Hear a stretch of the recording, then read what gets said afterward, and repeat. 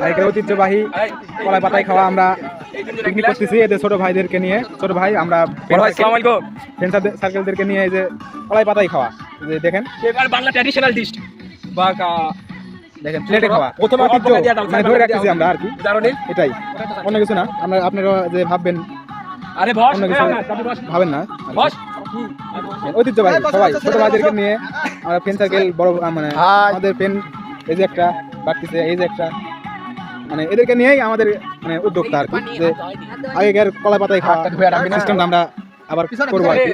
আগেকার মানুষ খাইতো নাকি, একবার খাইছিলাম, তো এটাই আবার খাইতেছি, সবার উদ্যোগেই করা। দেখেন খাবার সময় ভিডিও করতে পারিনি, এই যে দেখেন কিছু কিছু উঠে গেছে আর কিছু কিছু আছে। এই যে আমার আব্দুল্লাহ ভাইয়া, এই যে ভাইয়া তাকান, কিং এটা কিং, এই যে একটা রাব্বি, এটা হলো আমাদের আচ্ছা প্রধান ডিরেক্টর এটা, আচ্ছা।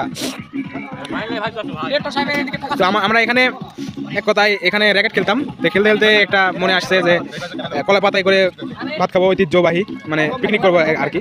এই কারণে এই যে আব্দুল্লাহ কলা পাতায় খাইছে, আমি এই পাশে ছিলাম, এখানে ছিলাম, তো আমি ভাত খাওয়া শেষে ভিডিও করতেছি। এই যে কলা পাতায় আর কি, আপনারা কি মনে করতেছেন জানি না, এই যে কলা পাতায়, এই যে আমাদের আব্দুল্লাহ, এই যে